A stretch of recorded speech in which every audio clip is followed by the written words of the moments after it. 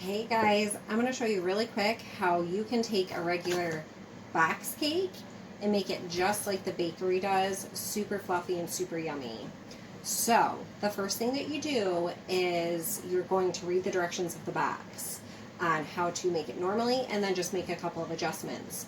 So the first thing is to take a look at the eggs and add one. So my particular box here calls for 3 eggs, so I just have 4 eggs in my bowl here. The next thing we're going to do is, instead of water, we're going to use milk. So again, this box calls for a cup of water, so we're going to add a cup of milk. And I'm actually using whole milk today.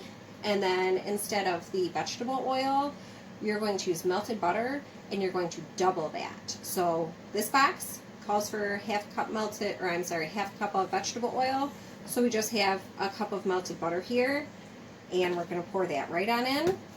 And then the next thing we're going to do is just add our actual cake mix, stir, and then I'm going to add some food coloring to make it fun. Oops! This is actually for my son's birthday tomorrow. So we're going to do a layered cake of green and blue. And so we're just going to take our spatula here. I know a lot of people use their whisk or their big mixers or anything like that. I'm just going to quickly do it with my spatula, and we should still be good. So we're just going to quickly do this. And what I'm going to do, I'm going to make a 3-layer cake.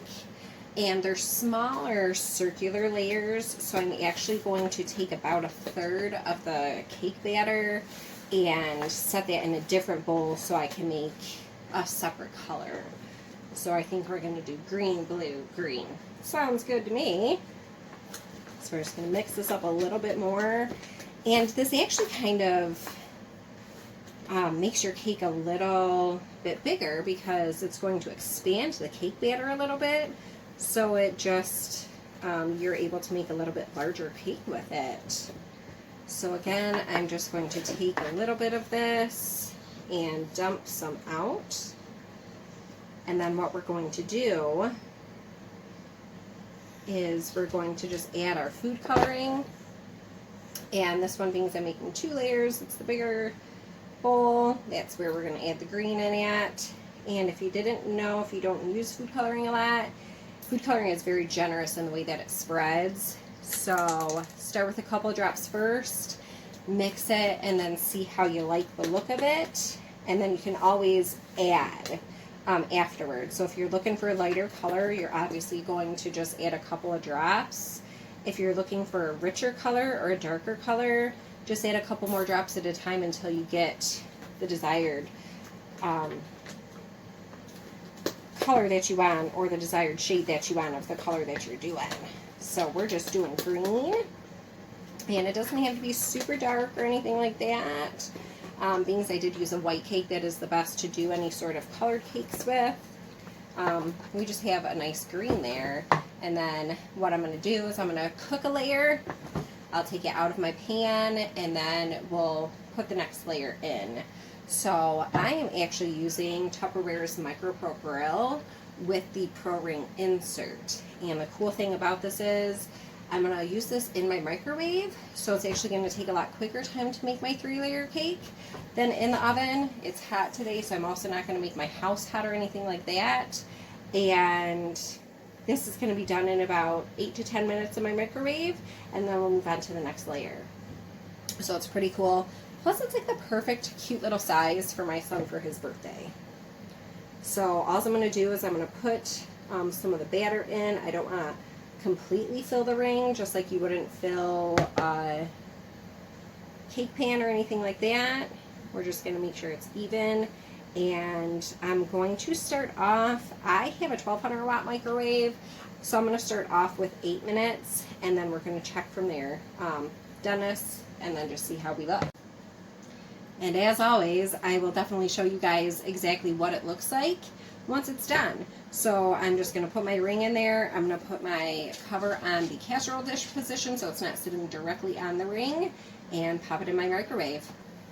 Alright, so I popped my green layer out, my 1 green layer. I'm going to go ahead and put my blue in here.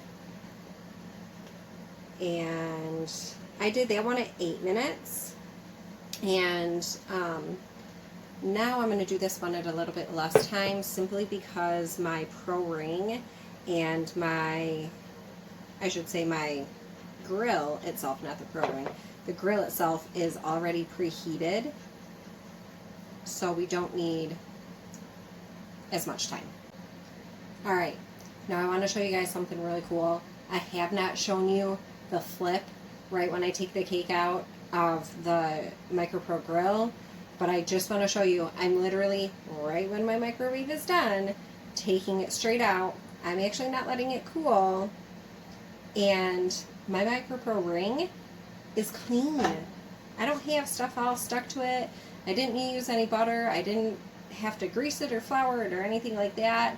Simply, it's that great of a product. Now I'm going to make the last layer, and then we'll let everything cool, mix up our icing, stack everything, and decorate it, and then it'll be ready for little guy's birthday tomorrow. So we have the last bit of our cake left, and that was one box cake, and it's making 3 pretty good sized rings, or I should say layers right now in the Pro Ring for me.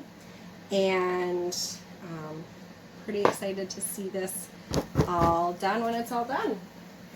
So again, I'm just going to put my top right on my casserole position, just so it kind of raises up a tiny little bit off of that ring. And again, I'll show you guys the results. Alright guys, last layer is done. So again, to recap, the first layer I did 8 minutes because my pan was not heated up. The second 2 layers, or I should say the second and the third layer I did for 6 minutes, and they seem to work out pretty well. So I just want to show you the flip, because that is what's really cool. So I'm just going to hold my Pro Ring in place, flip it right out, guys. Honestly, clean silicone. A little bit's just from some that I dropped in there. But other than that, this is a cake that we made just like the bakeries do, adding a couple extra ingredients. And my husband's always taught me one of the ways that you can check to make sure your cake is done is the spring method. If you press it and it springs back up, you're good.